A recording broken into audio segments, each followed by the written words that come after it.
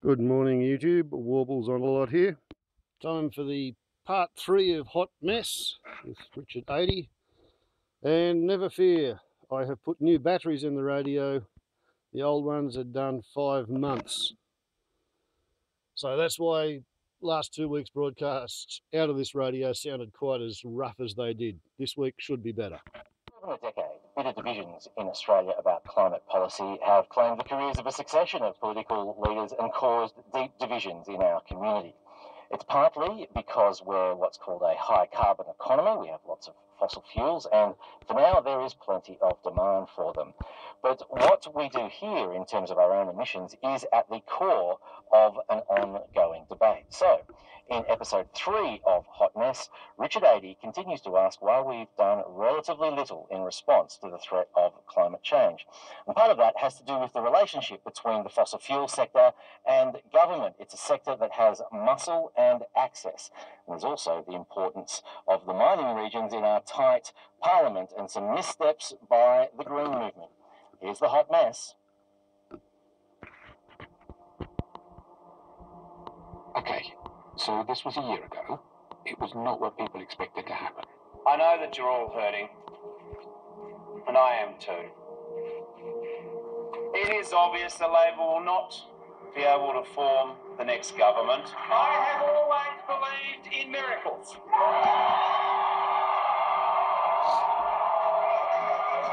And tonight we've been delivered another one.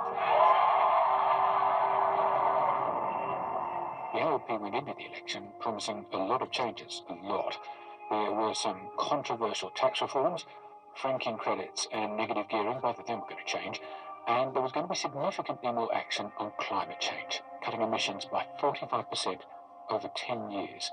Climate change was centre stage in the election, it was, and almost all the polling said Labor would win.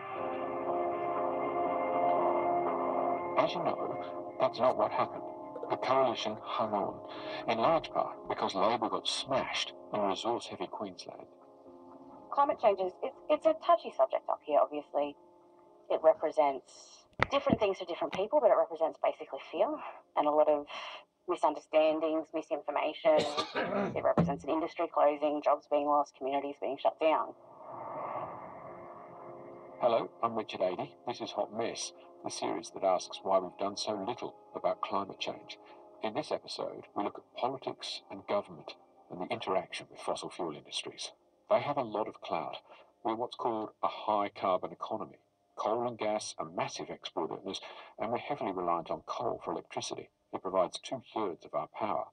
And it used to be even more. Through the 90s, it was around 80%. That's the reality as we're negotiating the Kyoto Protocol in 1997. The Howard government insists on what becomes the Australia Clause. While other countries have to cut, our emissions can increase. And if we do less land clearing, that counts as lowering them. We argued all along that we could not accept uniform mandatory targets. We said that the course proposed originally by the Europeans would have been ruinous for the Australian economy. We fought for Australian jobs every inch of the way, and the outcome vindicates the government's stance. It's an outcome that will protect tens of thousands of Australian jobs, and it's also importantly an outcome that will put the world on a firmer path towards controlling greenhouse gas emissions.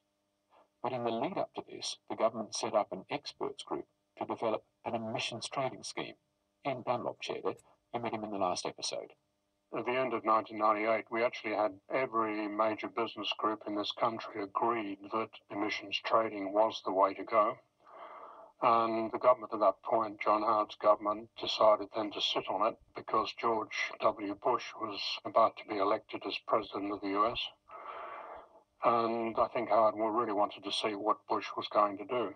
We actually had an opportunity more than 20 years ago to take a different path, and we didn't take it. Absolutely right. We didn't. President Bush rejects Kyoto. So does John Howard. Then Kevin Rudd's elected in 2007, and one of the first things he does is ratify it. He also tries to introduce emissions trading, and fails. For 10 years, climate change has been politically toxic. Labor MP Pat Conroy knows all about this, He used to work for Greg Conway when he was Minister for Climate Change. Now he represents Shortland in the Lower Hunter. It's been the poster child for the failure of the entire political system. I think the politics are incredibly fragile and shallow, and it's, I think, the greatest example of Canberra and Parliament failing the Australian people. Jennifer Westacott from the Business Council. In my time in public policy, which has been a long time as either a public servant or in this role, I just can't think of another issue which has been more difficult for us to get some sort of consensus on. And governments, whether they are coalition governments or Labor governments, they've all given this a really good go in one form or another. But as soon as the two extremes of this debate get a hold of it, we stall. And the final ballot was won by Tony Abbott, 42 votes to 41.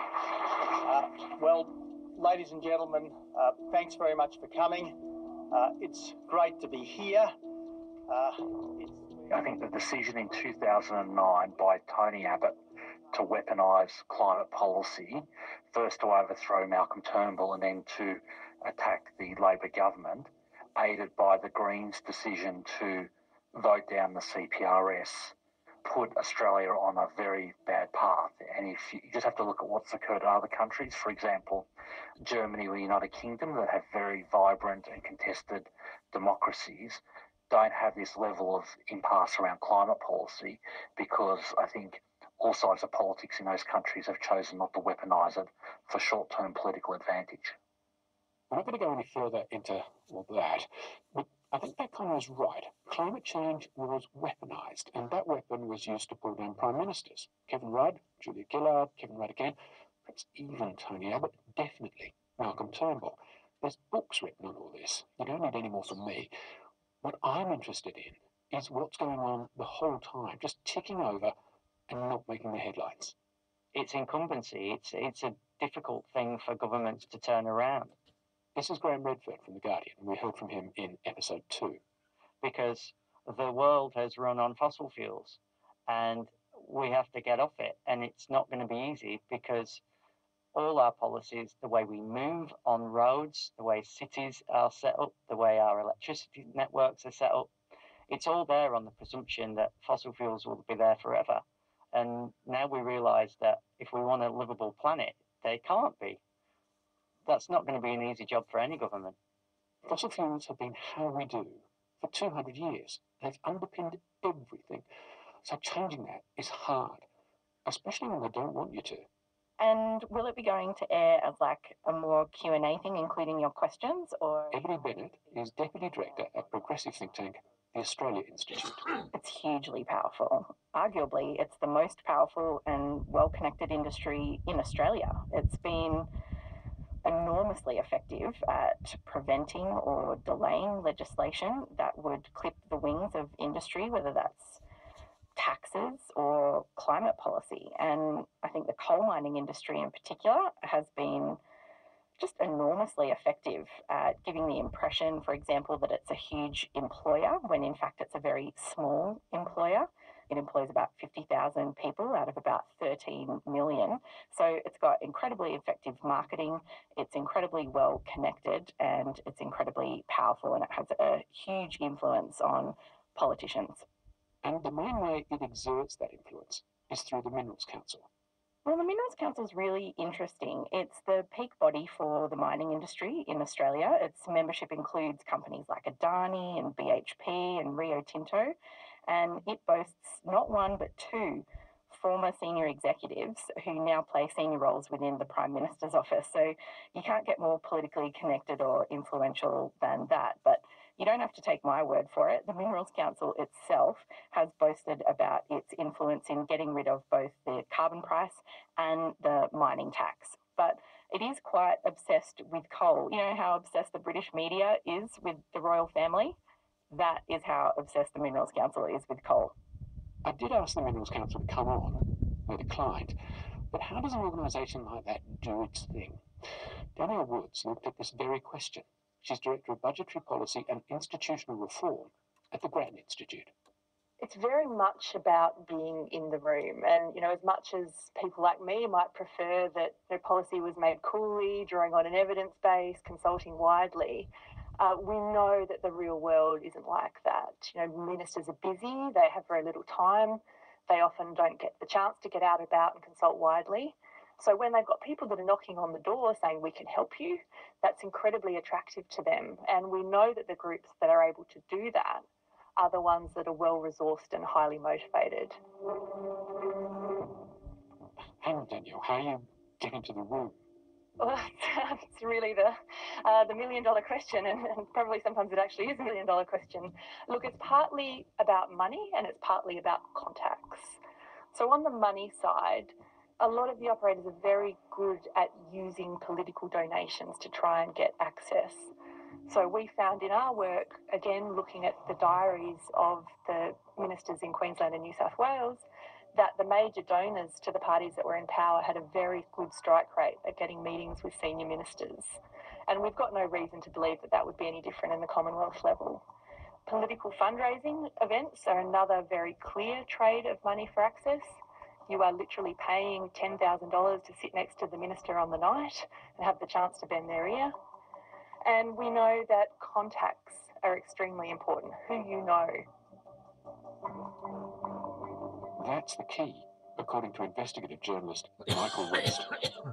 If somebody has worked side by side with somebody for years, gone drinking with them, if their children are of the same childcare or whatever, these kind of personal connections, they can't be replicated. Money is not as powerful as these things because... That's human nature, isn't it? It's absolutely human nature because you tend to trust and you tend the people that you like, people that you've had a long history with. And so that's where the lines really get blurred. And so what we've tried to do is just create a register of all the major movements in industry, in this case, fossil fuels, between the fossil fuel industry and politics, and particularly vice versa, politicians that have gone over to the fossil fuel lobby. Fittingly, he does this in a section called Revolving Doors, and in it you'll find a former Deputy Chief Executive of the Minerals Council. John Kunkel is one who was a former executive at the Minerals Council of Australia. He is one of Morrison's top advisors. He's the Chief of Staff. He's the Chief of Staff. Indeed, now there is a very high-profile guy to have gone across in the past year or so, and that's Brendan Pearson, who is Chief Executive of the Minerals Council of Australia and is now in the Prime Minister's office advising the Prime Minister. And he is aggressively coal, and Pearson has even been publicly criticised for being a true believer warrior for the coal sector. And that's not all. Ron Finkelstein, who is the private secretary, the principal private secretary for the Prime Minister, who presumably organises his diary and consults on very high-level strategic issues every day. And now he is a former boss of Crosby Textor in Australia, or the CT Group. The CT Group, when he was managing director or chief executive, perhaps in Australia a couple of years back, was the advisor to Glencore, which is infamously one of the most aggressive corporate institutions in the world. Lately, the Prime Minister's been talking about another fossil fuel. We need to get the gas from under our feet. There is no credible energy transition plan for an economy like Australia in particular that does not involve the greater use of gas as an important transition fuel. There are plenty of other means. Bruce Robertson's at the Institute for Energy Economics and Financial Analysis. The gas industry's played an enormous part in delaying action on climate change for two reasons. One, it's framed itself as a transition fuel, and that's simply not true. And the second thing is it's embedding itself in the energy system for the long term. The gas industry itself doesn't see itself as a transition fuel. It sees itself as a fuel of the future. Gas companies are mostly oil companies, and the gas lobby is the Australian Petroleum Production and Exploration Association, or APA. One of the most powerful lobby groups in Australia, perhaps the most powerful, because unlike the Minerals Council, they haven't got the same public notoriety, but they are better funded. And if you look at their members, Shell, BP, BHP, Woodside, Chevron, Exxon, these are the biggest fossil fuel companies in the world. They've got a lot more money coming in every year just to do lobbying than the coal industry does. It's probably an organisation, Richard, that many of your listeners would have never heard of. Pretty much everyone knows who the Mineral Council is, but APPIA, who's that? That's the secret to their success. They work on a political level. They don't work on a public level. They will only respond to interviews, to requests. They won't put out a lot of press releases or anything else. They're really there to work at a political level, and they've done that so well. They've embedded themselves in the entire political system of Australia. Remember how the Minerals Council wouldn't talk? Sure, Andrew McConville, Chief Executive, APPIA. How does gas fit into a lower emissions future? Firstly, as a complement to renewables, so when, it's often said, but when the wind's not blowing or the sun's not shining, how do we meet those gaps in peak demand? So I think that's the first point. I think the second is as a replacement for higher emissions type fuel like coal, and we're certainly seeing that around the world. I think as an energy efficient feedstock as well. And also in terms of delivering energy security in countries around the world where we export our LNG. So it has a number of roles to play, and we're very well placed in Australia to be able to help in that regard. So that first point, as a complement to renewables, which was echoed by Angus Taylor, the Minister for Energy and Emissions Reduction at the end of last month, that means burning gas to make electricity. If you imagine a coal-fired power station, it's like a very large car that perhaps is a bit cold in the morning. It takes a while to get up and running, and once it's running, it's very efficient, but it's best to run all of the time. Whereas with a gas-fired power station, it can be turned on and off very quickly. And so when you have those drop-offs in demand, if it starts to rain or the wind doesn't blow or what have you, then gas can come in and meet that demand. So for example, in Victoria earlier this year, right at the height of summer, one of their 40+ degree days, the power mix was essentially, because it was just on dark, the wind wasn't blowing, the sun wasn't shining, and gas stepped up and provided about 30% of the base load for Victoria in that instance. So it's a quick power source, it's very efficient, and it can step in and ensure the reliability of the grid. And it's lower emissions than some other forms of hydrocarbons. He's talking about coal, and he's right. Burning gas releases lower emissions than burning coal, but it's probably not as low as you think. Quite often, the gas industry says that gas is 50% better than coal, but that is a dangerous half-truth. How so? Is it more cleaner than coal then? Well, if we break it down, what they're saying is when you burn the fuel in a combined cycle gas plant, and that indeed is true if all you're doing is burning gas versus burning coal, and you're using that specific sort of power plant. But Australia has way more open cycle gas turbines, which are far less efficient, and they are the ones we need for a renewables-based future. We need the open cycle ones because they're the fast start, easy to shut down gas plants, and they're the ones we need, and they are only 31% more efficient. Actually, we're doing less of this. We're burning about half the gas we burnt 5 or 6 years ago for electricity because it's been expensive and renewables have been cheap. They're what's been filling the gap when ageing coal plants struggle. Now that the coronavirus crisis has brought gas prices down, Angus Taylor's trying to reframe this, saying lots of cheap gas will balance out the renewables. Andrew McConville is thinking about the long game. Natural gas has a very important role as we transition. And look, let's face it, once we get to the point where there is adequate storage and that storage makes economic sense, you would expect to see that the role of natural gas will become less. But those timeframes are 2040, 2050, 2060, because we're still seeing demand for energy increase off the back of population growth. So for the foreseeable future, certainly well out beyond 2040, and the International Energy Agency forecasts that demand for natural gas will continue to increase whilst emissions come down. I was going to get to that. In fact, that was my next question. The transition. Is there an end point, and where do you see it being? Honestly, Richard, I don't know if there's an endpoint. I mean, it's a great question, and perhaps at some point in the future there may well be, as storage becomes more economic and more efficient, and that, if you like, gas is the current battery that we don't have. Gas has positioned itself almost as clean, but what it really is not as dirty as coal. Graham Redford. If climate change is your face, coal punches you in the face 10 times and gas punches you in the face maybe only 5. Now, I just don't want to get punched in the face. You've got to step back, I think, Richard, and say, well, what's the alternative? And the alternative and the reality is we are not in a position to meet our energy demands from 100% renewables.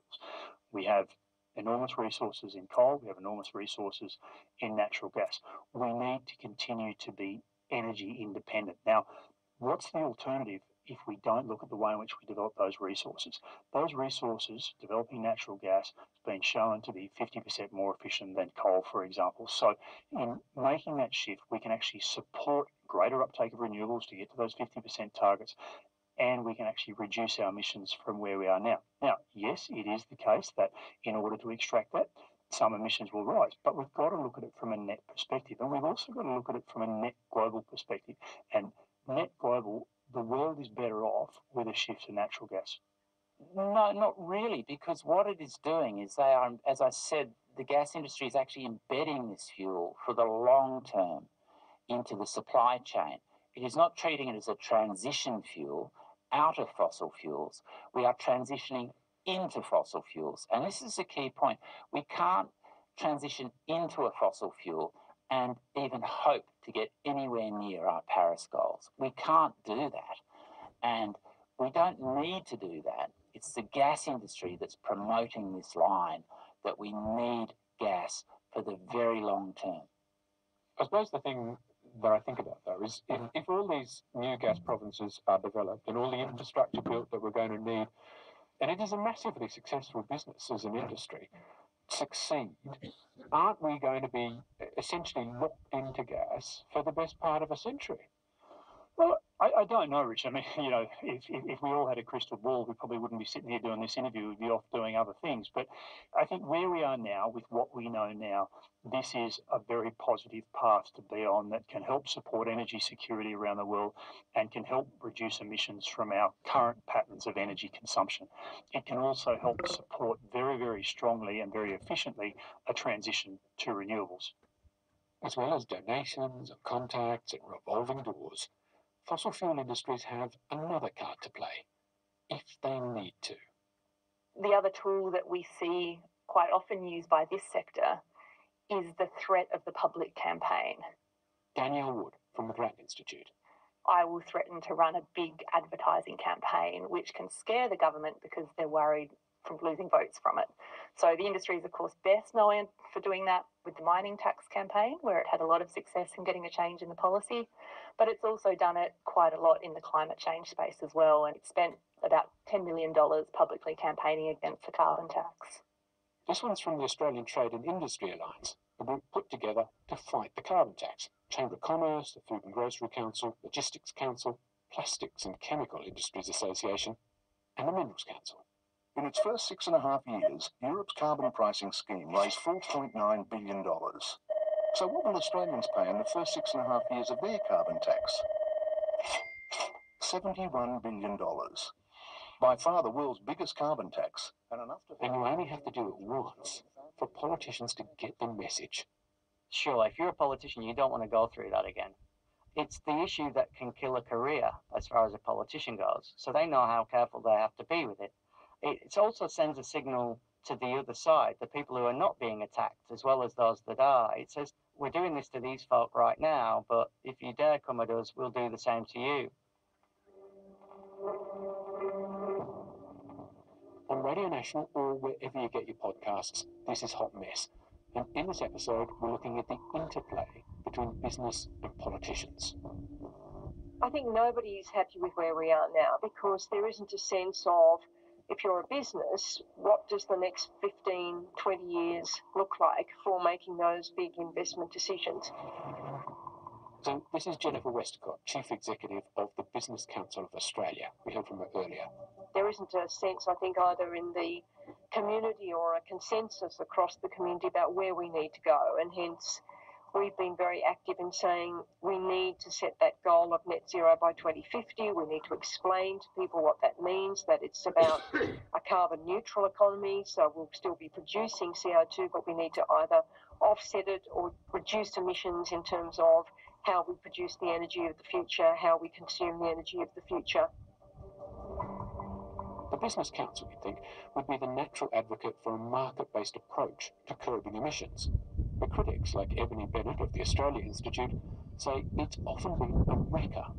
I think the BCA has played a pretty damaging role as well. It's backflipped so many times now on climate policy, it could probably qualify for the Olympics. A decade ago, it was very supportive of the CPRS. I think it called it the single most important policy decision before the 2010 election. Yet just a few years later, they were welcoming the repeal of the carbon price under the Abbott government. So that just shows you within, one term of government, they essentially went from advocating for a very sensible climate policy to welcoming its repeal. The BCA also initially backed complementary measures. That's things like the Renewable Energy Target, the Clean Energy Finance Corporation, and saw those as a useful addition to an emissions trading scheme before it backflipped and then started advocating against those and why they should be abolished.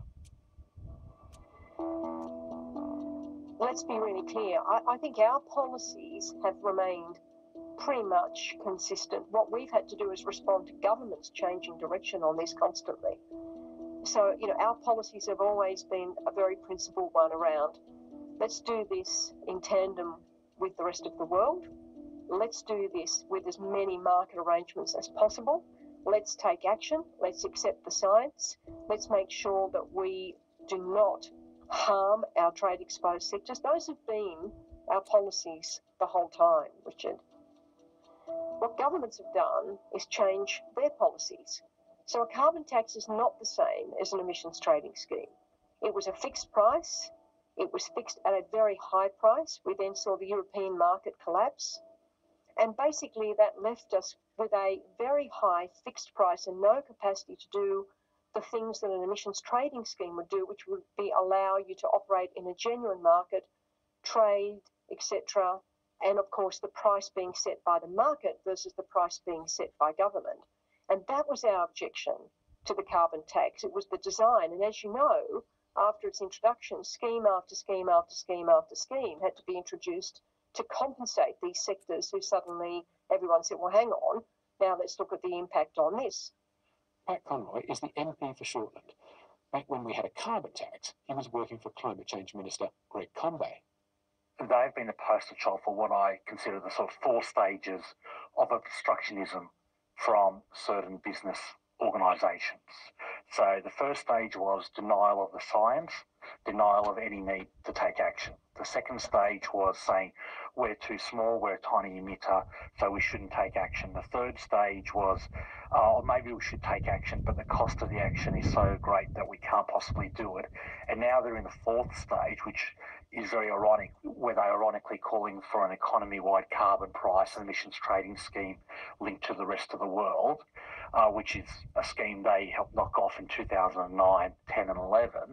But they're making this demand knowing full well that no one can deliver that policy. Therefore, they're saying if you can't deliver the perfect, we don't support anything. So what we've seen is just consistent obstructionism, just coming in different guises. And that's simply not true. What we have done every step along this journey is be at the table to get change, to be at the table to get something working. But it's got to work, because if it doesn't work and we start having to make these rapid changes like we did with the carbon tax, or we make our economy weaker, it won't work, it won't last. And then if we do things that place an unfair burden on people in terms of their electricity bills, it won't work because they'll reject it. Our objective is to get change that can hold.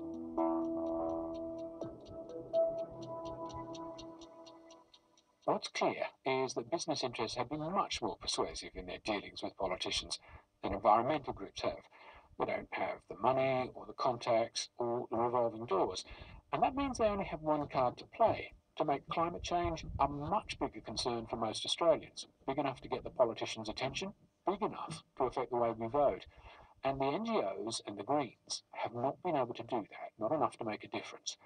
Instead, there's been missteps, like last year's anti-Adani caravan, which had exactly the opposite effect that it was intended to. You don't win people over by going round to their house and telling them that they're wrong. Where coal is vital to a community, it doesn't matter what an outsider thinks about that, it's vital to the community, whether that's central Queensland or the Hunter Valley. It's enormously important. In my Sarah Palin moment, I say I can see the biggest power station in the country from my front window, and I can see a coal mine from my side window. My neighbour's a coal miner, my kids go to school with children of coal miners. So it's enormously important to our local economy and has been the basis for so much of our wealth for north of 200 years now. And it's a source of good paying, secure jobs, although they're under attack. And that's something that we have to be very cognizant of, and we have to be very respectful and acknowledge the sacrifice. It's an incredibly risky profession. People die in this industry every year. And when you go further up the Hunter, so I'm in the lower Hunter in Lake Macquarie, when you go further up the Hunter to places like Muswellbrook and Singleton, you've got an enormous economic dependence on coal mining. In some of those local government areas, more than half the jobs are directly related to coal mining and power production. Hello, nice to meet you. I'm Richard. Hello, Richard. So for local politicians, like Singleton Mayor Sue Moore, beginning to plan for the future, well, it has to be done carefully. They don't want to talk about leaving coal, because coal is very prominent in our area, and we're not anti-coal by any means. You know, that's a firm message that we want to get out. We're not anti-coal. We acknowledge the importance of coal in our area, but we want to be prepared for when one day coal may not be here any longer, which might be 50 years out. And quite really it will be, because there's some significant mine approvals in our area that have 20 years still to go. So the market will actually determine how long those mines continue to go on. Joel Fitzgibbon had a bit of a scare in the last election, and of course he'd held the seat since '96, I think, and his father held it before him, and Labor's never not held Hunter. I think it was One Nation that gave him the scare. Were you surprised by that?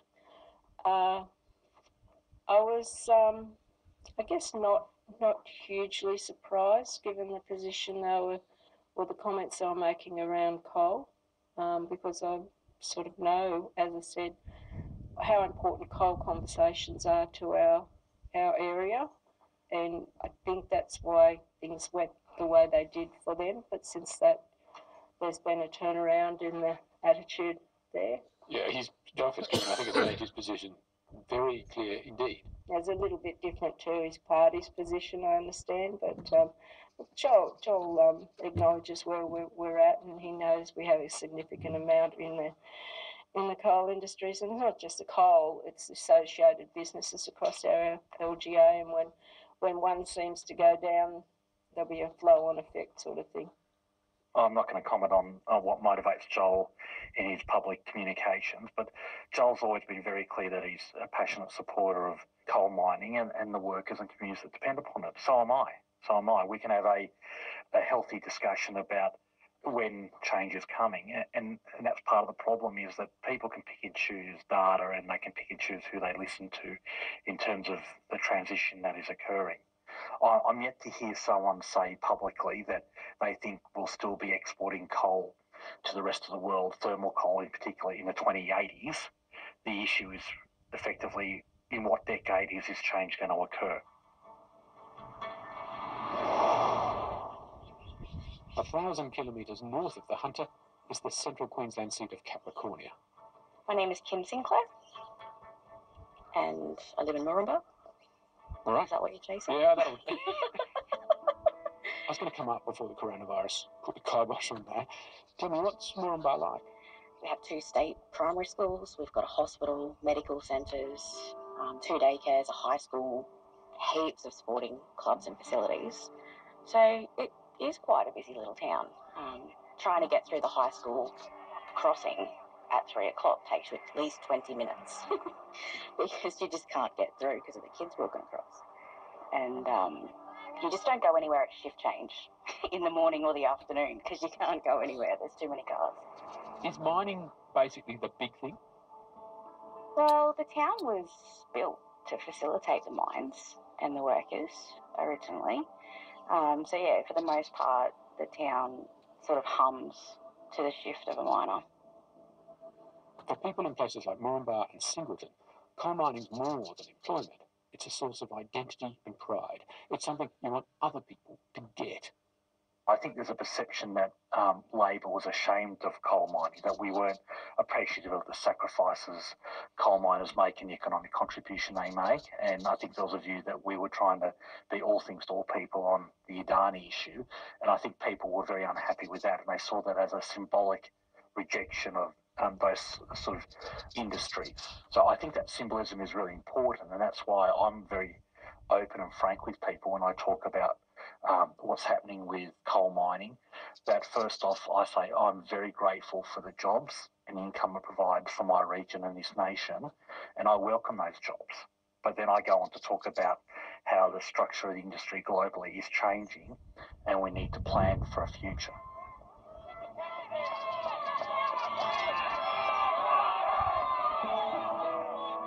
Labor's cause was not helped by Bob Brown's anti-Adani convoy in last year's election campaign. When they got to Claremont, central Queensland, and Adani territory, they were met by a big crowd that wasn't impressed. If it wasn't for the mines, we wouldn't have any businesses at all. They looked genuinely shocked. Then I have to question, how could you be shocked when you're turning up in someone's backyard to tell them that they need to stop their way of life, shut down their industry, and families potentially displaced? So it was a bit of a head scratcher. Why do you think there's this intense ideological divide? People don't trust our leaders at the moment, and haven't done for a long time.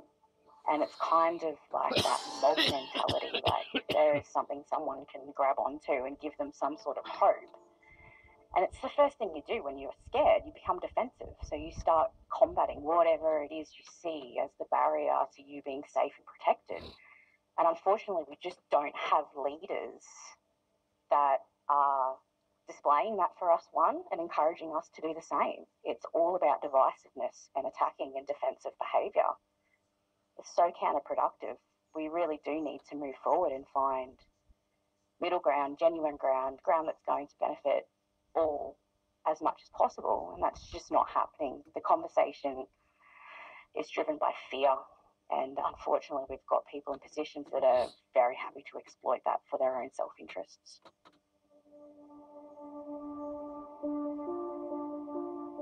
We have a lot of fossil fuels, and they're hugely important for the whole country in export earnings and power supply, and for some regions because they're the biggest game in town. And that muscle means access and influence over our politicians, who don't need the help in being divided on climate change. It's added up to 10 years of delay in taking real action, but maybe now there's an opportunity. Look, I've spent most of my life being skeptical about climate change, but I changed my mind over the course of time, and so I now find myself arguing against my old self. Governments and businesses will be looking to stimulate the economy, and maybe now is in fact, in a rare, weird way, the chance where we can see a massive acceleration of investment in technology that's ready to go. When fully constructed, the project will be 26 gigawatts, 16 of wind and 10 of solar. That would be enough to supply 20 million homes. We have been starting to understand the influence we have and the power that we hold, and seeing that utilised and seeing that grow through the strikes has been amazing. That's next time on Hot Mess. The series is produced by Belinda Summer. Thanks to Sophie Townsend and Joel Werner for helping with the script, and Sabrina Lipovich for archive. Our sound engineer is Russell Stapleton. I'm Richard Adey. And Richard will be back next. And thus are the sins of the parents visited onto their children, even unto the 7th generation. This really is a biblical size self-inflicted disaster. 250 years ago or so, the horses and pulleys and buckets they were using in England and Wales, Cornwall, wherever it was, the British coal miners were using horses and buckets and pulleys to pump the water out of their coal mines. And the horses were kind of getting on their limits because the mines had gone so deep chasing the coal since coal had started to be used for steel making. And they came up with a steam engine. It was a horrible steam engine, maybe 0.1% efficient thermally, but it did sort of work. And because not all coal is equal, some coal isn't good enough to sell. It's not merchantable quality, but you have to dig it up and get it out of the way in order to get to the stuff that you can sell. So the coal miners had a whole lot of shit grade coal that they couldn't sell, and it had cost them money to get it there. And they fed that to their shit grade steam engines. And a steam engine burning free fuel, ooh, free energy. There are whole industries devoted to the pursuit of free energy theology. And coal-fired steam engines was one of them. Electricity generating plants on a large industrial scale, burning coal, yep. It's just a direct progression. 250 years down the track, the entire industrial scale, fossil-fueled, global vile age is founded on coal. You know, here in Australia, yeah, we're still reliant on about 60% of our electricity coming from coal. And modern cities, as the man said, you know, you have to have the energy. He didn't put it in so many words, but modern cities are not survivable unless you've got electricity feeding into them. The days, well, even before you had electricity wired up in places like Sydney, I'm pretty sure you still had steam engines pumping water.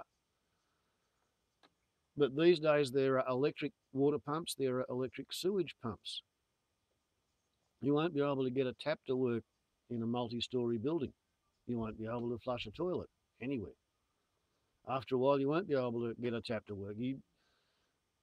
All of those backyard swimming pools, if they haven't got regular doses of electricity applied to their cleaning gear, the robots that clean them or the people who behave like robots cleaning the swimming pool in their backyard, they all turn into mosquito-infested swamps. No traffic lights. There's 72 hours worth of health care because that's how much fuel there is in the backup generator stored out the back of the hospital. But there's no fuel for the police or the ambulance or the fire brigade because they get theirs from the service station, and the service station has an electric Bowser pump which has to be connected to the grid, and it's illegal to have a connection on your Bowser, any building that's grid connected. You can't have a generator connected to your house wiring other than solar electric rooftop grid tie inverter connections. And they're legislated to have very complicated safety cutoffs because the law is designed to protect power company line technicians who might be attempting to repair an actual mechanical fault from your personal generator at your house or service station, energizing the far side of the fault and killing them when they pick up the wire. So that's why it's illegal to have a generator connected to your service station. But that means that the police and the fire brigade and the ambulance and the state emergency services can't get fuel in the event of there being no grid. And there is an alternative to blindly planning on consuming this fossil fueled, therefore unsustainable energy, And that would be to willingly reduce society's consumption of electricity. I know a bloke who lives on solar panels and he does have a backup generator.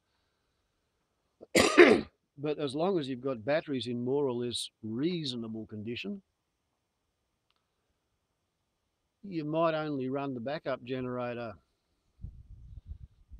2 7-hour bursts every couple of months when you get, 3 or 4 cloudy days and there's not enough sun on the panels and the batteries have been putting out more than they've been receiving for 2 or 3 days in a row. So, okay, fine, tonight we'll crank up the generator and recharge the batteries while running the house lights on petrol. While the generator's running, might even watch a DVD. Splurge kind of thing.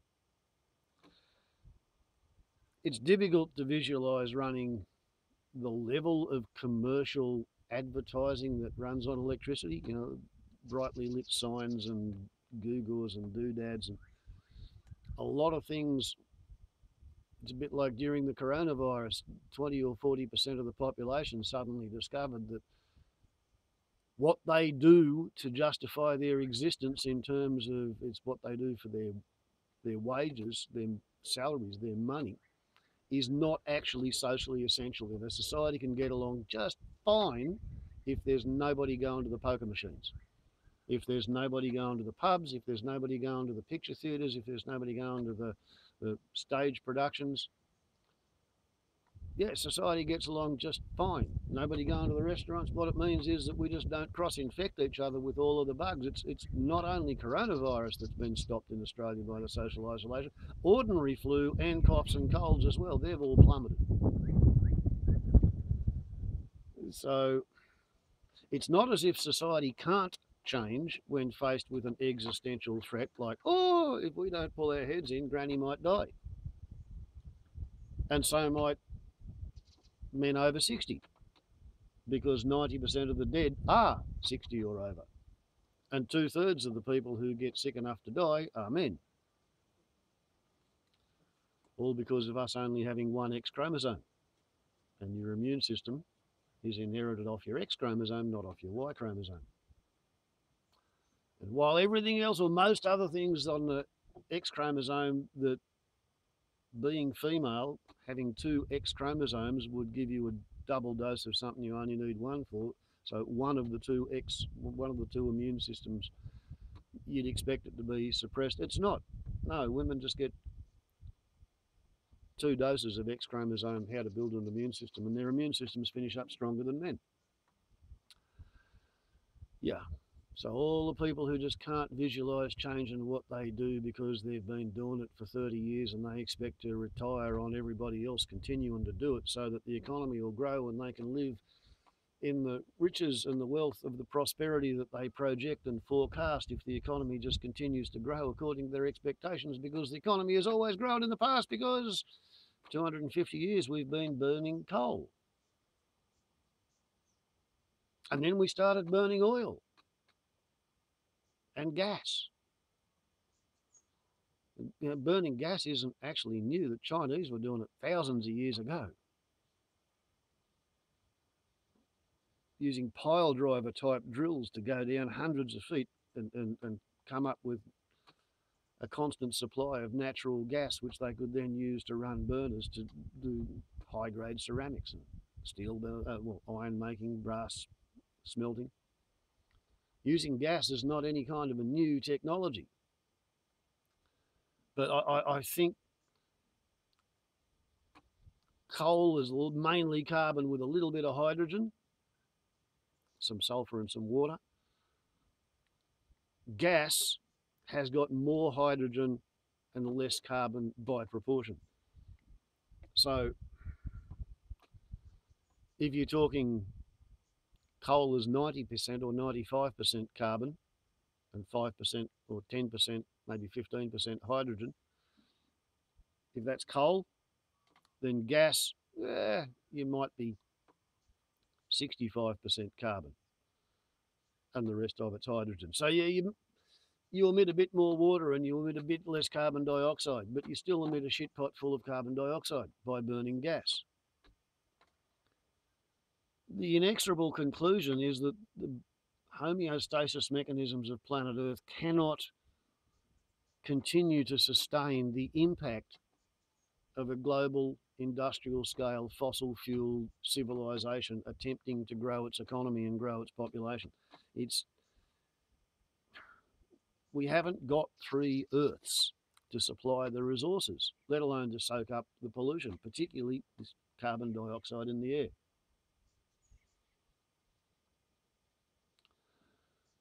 I think we passed the methane class rate tipping point 20 years ago.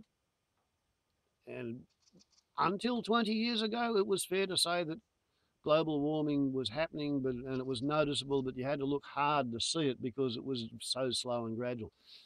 In the last 20 years, I've got to say that if you're not seeing global warming, it's because you're walking around with your eyes shut. Just here in December, in 12 years, 4.98 degrees of warming, December's average temperature, 2007 to 2019. Don't know what this next December is going to be. Hopefully it'll pull the average down, but I don't know how far it's going to pull the average down because Australia is warming faster than pretty much anywhere in the world except for the North Pole and the South Pole. And the New England district of New South Wales, Barnaby Joyce's little patch, we are warming faster than pretty much any other part of Australia. So, yeah, this is a hot spot. But Australia's already looking at I think we've already achieved about 1.6 degrees of warming. That's twice as much as the global average temperature changes between an ice age and an interregnum, a normal period. The planetary temperature difference between an ice age or a glacial period and an interglacial period, at the height of the glacial and the height of the interglacial, it's normally 0.8 degrees Celsius, and Australia has already warmed between, well, the optimists are saying 1.2 degrees, and I reckon at least 1.6 degrees. And right here, it could be as much as 5 degrees. Already, we've got it, we've done it. The sins of the fathers, or the sins of the parents, because the mothers voted for this too, being visited onto the children. Now, some people take that to mean that if you employ somebody and they turn out to be a thief, then not only do you give them the sack, but you write it down with your employment department that they're not to employ any of that person's children either, because the thief will raise their kids to be a thief. And that happens. In real life, that happens. I've had somebody explain to me that that's the policy at the place where they work. If they have to fire somebody for thievery, they not only disemploy them, they disemploy their kids as well. And their boss is a successful businessman. So that must work. But the thing is, if your great-great-grandparents work their asses off to scrape ends together, to make ends meet, to live their lives and feed and clothe and shelter themselves and feed and clothe and shelter their kids and what they're doing the whole time is deliberately putting the topsoil at the bottom of the ocean. If they do that for a couple of generations, then congratulations, you get to starve to death or run away or learn to grow your food on sand and rocks. And some endeavours, some fields of human endeavour are really questionable as to whether they're worth devoting your lifetime to, whether you can make money at it or not. It might be better to not do it. And I think coal mining is one of those things. If nobody's actually pointing a gun at your head and saying, you know, welcome to Auschwitz, through hard work, freedom. Now get in that fucking coal mine and dig me some black shit. I want to light a fire. If nobody's holding a gun to your head, then it's pretty much your choice, isn't it? You're choosing to do that. If you weren't doing it, somebody else would do it. Great, fine. That's just like selling heroin. They all say, well, somebody's got to be the dealer on the street. Australia takes the point of view with coal, the same point of view that a heroin dealer does at King's Cross. Somebody's going to do it if Australia doesn't, so we're going to sell them the coal. And all the people who have no problem with that simply because that's what we've been doing for 250 years. They individually, personally have chosen to continue to present themselves as an existential threat to everything else that's alive on the planet. And they're now acting really, really surprised that the rest of the planet has said, well, okay, we're going to kill a few of you. And we're going to start with the people who've spent 30 to 60 years voting to kill the ecology of the biosphere because they wanted to get rich. I can't argue with the fairness of it.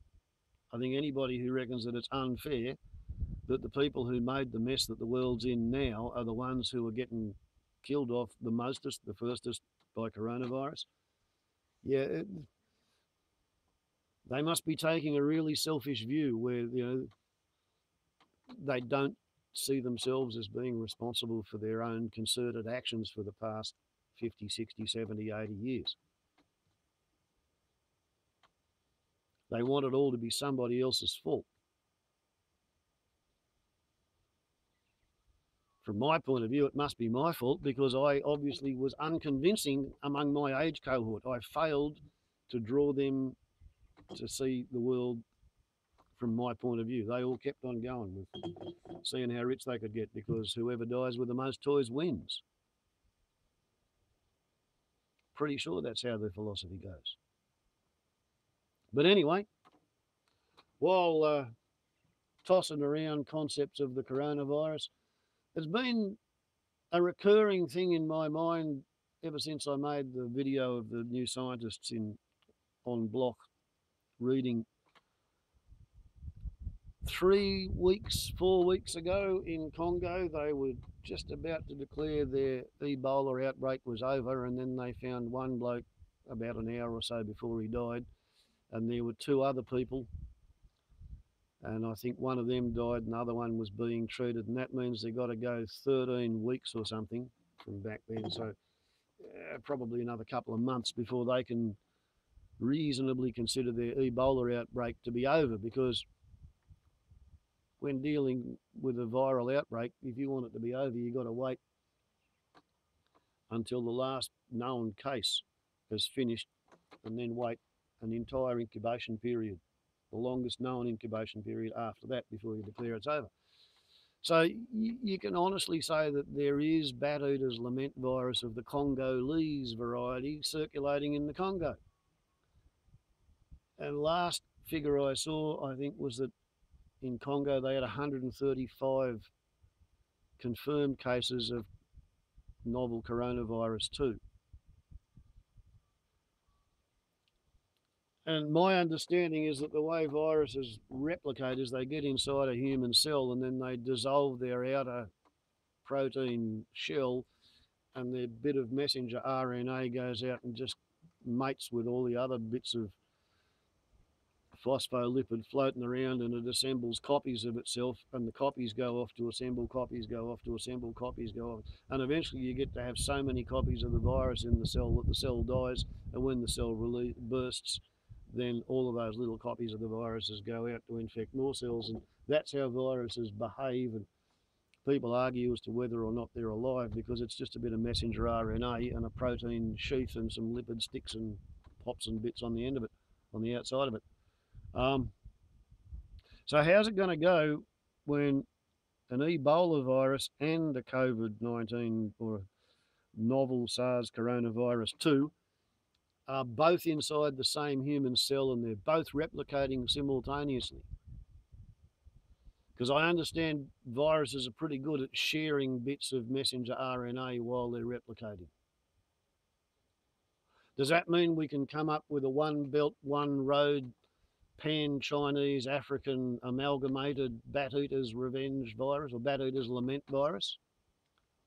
Can we get an Ebola with its 60 to 80% fatality rate that's got a 15-day aerosol contagious droplet aerosol infectious stage where you're asymptomatic,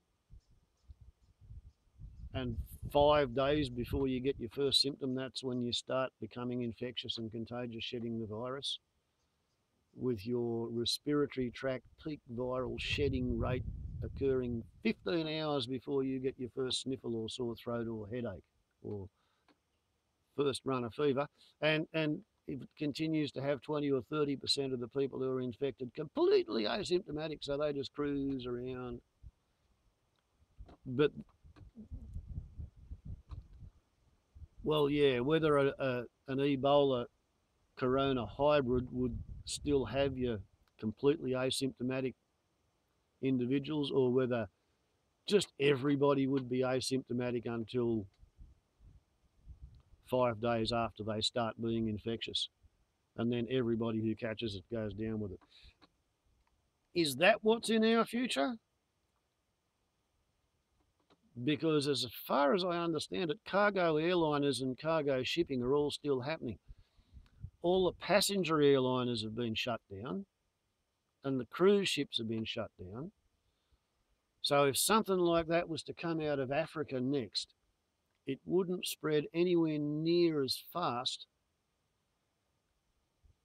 because the jet airline tourism industry's been squelched.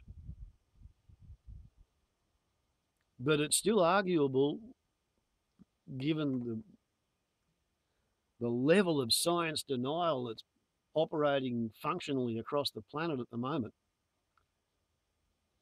I don't know whether humanity would pull its head in and be able to contain even something really, really, really fucking obvious like aerosol droplet contagious Ebola. And we've kind of set the stage where the bioreactor's operating right now. If we've got Congolese bat-eaters lament virus plus Wuhan horseshoe bat-eaters lament virus all going in the same patch of geography, wow. The homeostasis mechanisms of the ecology of the biosphere are getting serious, aren't they? And here's the thing.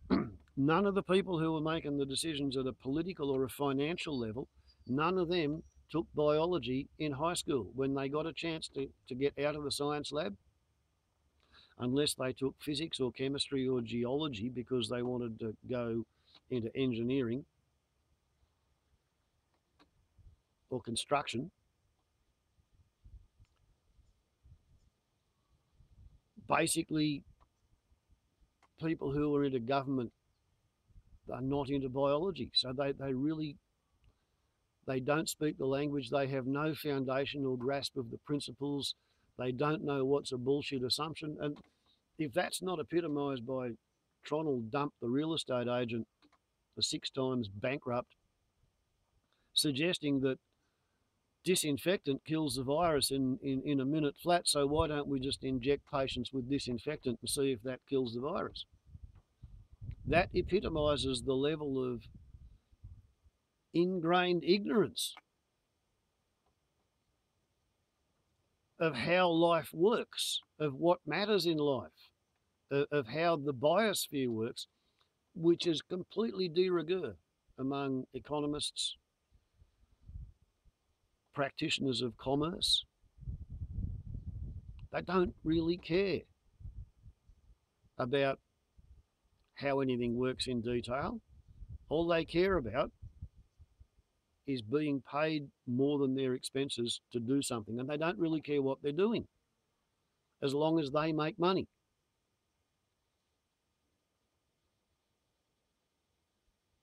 And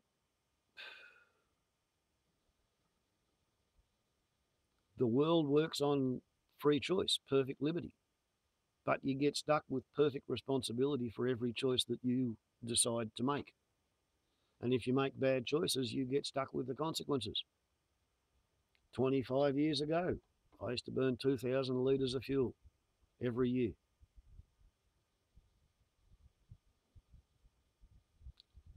I did that 2.5 kilograms of carbon dioxide emerged from my tailpipe per litre. I put out 5 tonnes of carbon dioxide in 1995, 25 years ago. It takes 25 years for a cubic furlong, parsec of carbon dioxide. 25 years for it to achieve 95% of the atmospheric warming that it's going to achieve.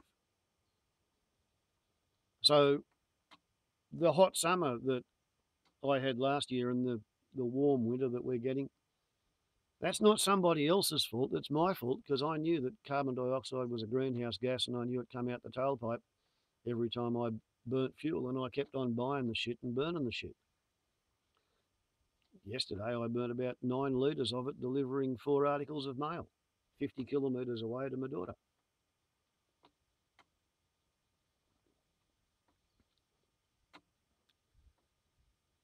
That's my biggest social outing for months. I was saving up that expenditure to go down to Waitalabar and see me mate who got burnt out. However, life is what it is. It's very hard for me to imagine how we're going to get out of the situation that the concerted efforts of 250 years have put us into,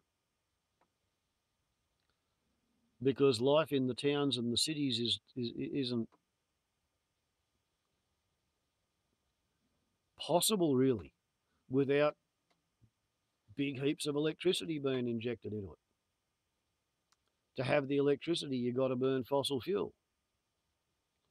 To run the agriculture, you've got to burn fossil fuel. How many wheat farmers in Australia can go out there and plough their paddock with a friggin' horse and then harvest it with a horse and take it to the railway station with a horse and cart after bagging it themselves? We really are on the brink of the big existential crisis, and the plan has been for the past 40 years, according to The Economist, that we're going to grow the economy until the wheels fall off the biosphere and then everybody dies. Or, if you listen to Elon Musk, we're going to break Earth, where we have the only biosphere that's been known anywhere in the universe, and we're going to go to a frozen dead rock with almost no atmosphere, and what there is poisonous.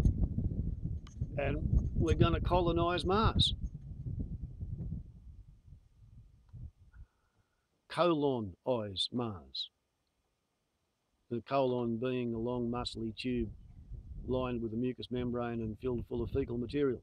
We're going to go and shit all over Mars, having already made a dung heap of Earth, a non-functional dung heap.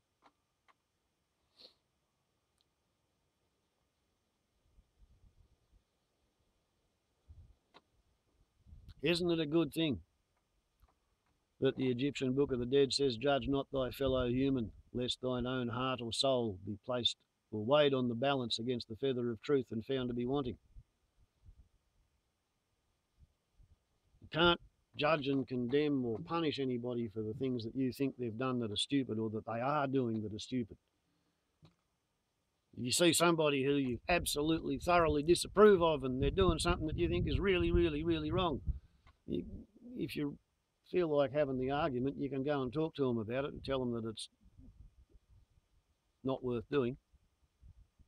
But you can't decide that the world would be a better place if they stop breathing in and out and then go and kill them because, in your opinion, they're wicked and evil and nasty and contrary to section tiddly pom poo shit of your interpretation of God's plan for life in the universe.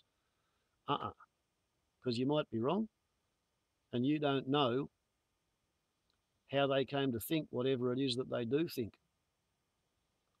Somebody's taught them to think like that. Maybe they've learned at a very early age and they've been loyally unquestioning of whatever they were taught to believe in.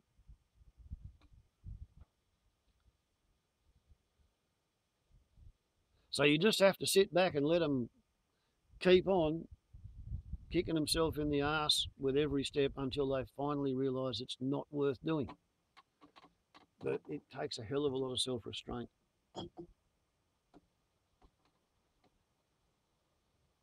At some point, they must wake up to themselves. At some point, the penny will drop. I don't know whether it'll be the next bushfire or the flash flood that comes afterwards, or an amalgamated pan-Chinese African one belt, one road bat eaters lament virus, where everybody you see is considered a zombie because they might sneeze on you and make you bleed to death out your eyeballs.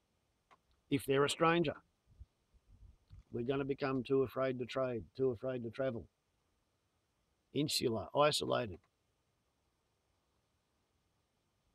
too widely spread to infect each other.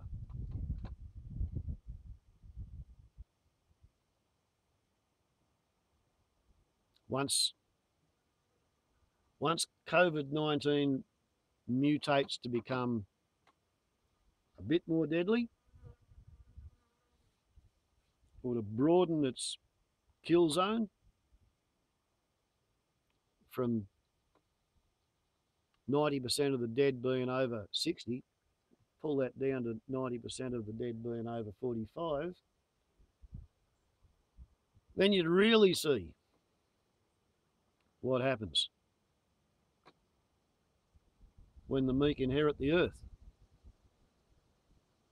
Because all the ambitious go-getters and planet busters will be busy pushing up daisies. Fascinating time to be alive, absolutely fascinating. And we have ringside seats, particularly as long as this internet thing runs.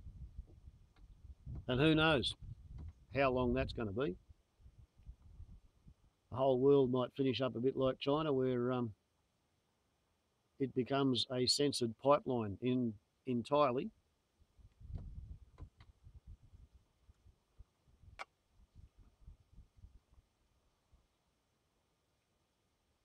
Just such a brilliant stroke on behalf of the bats and their commensal viruses. Take out the old humans because they're the ones who own the land. They're the ones who own the shares. It's the shareholders that the corporations are trying to keep happy.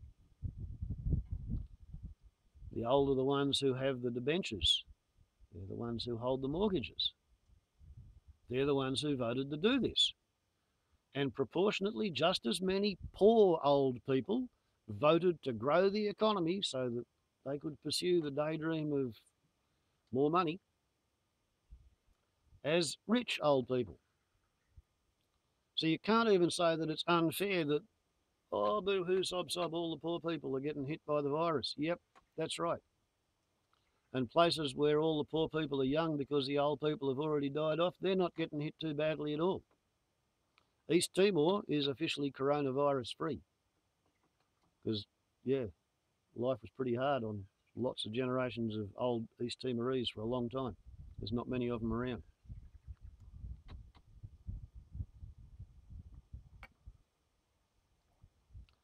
Going to be interesting what happens in Brazil. Trumpy's making the most thoroughgoing mess that anybody could ever have imagined in the excited status of Norte Americano. I don't know whether Britain's getting better or just not getting any worse. Everybody in the world seems to be now being driven by the screams of the Chamber of Commerce, who say if we don't open the economy up, everything's going to stop and drop and just quit.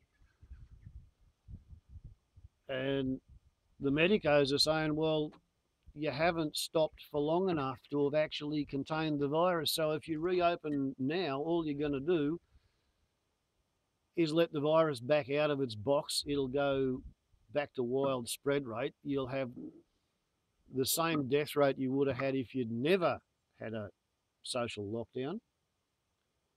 So you'll have all of the economic hit of the lockdown, plus all the economic hit of losing anywhere from 7 to 30% of your population, depending on how bad your healthcare system is. So, yeah. And meanwhile, these poor deluded bastards who have signed themselves up for a 20-year mortgage because they expect that they're going to sit on a bulldozer digging coal out of the ground and selling it to foreigners, because that's what they and all their neighbours do for a living. And they rationalise and they deny, and rationalisation and denial are the two most unhealthy and pathological ego defence mechanisms in the psychiatric textbook. And there's more of them than there is of me, and their vote's just as good as my vote. So welcome to democracy. This is how humanity is killing the planet. And now this is how the planet is thinning humanity, maybe killing us entirely. Don't know. Because the joker in the pack is that although human civilizations have risen and fallen for the last 12,000 years, and every time they rise, they get all shiny and bright, and then it gets to the point where you can't carry enough resources from far enough to sustain the center of civilization across the desert that they've created surrounding their major city, and that's when the civilization falls. But when you crash the ecology across 500 or 1,000 mile radius of planet Earth, it's only crashed the ecology in one little place, and the rest of the planet has been able to keep going. This is the first time we've cleverly crashed the ecology of the entire planet at once, simultaneously. They don't call it the global vile age for nothing. And we got ringside seats for the grand finale. Yahoo yippee. I wouldn't be dead for quids, otherwise I might miss the show, eh? What more can one say? Warbles on a lot to YouTube. Such is life.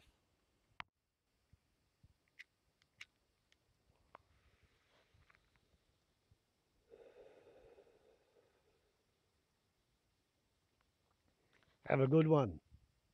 Stay safe.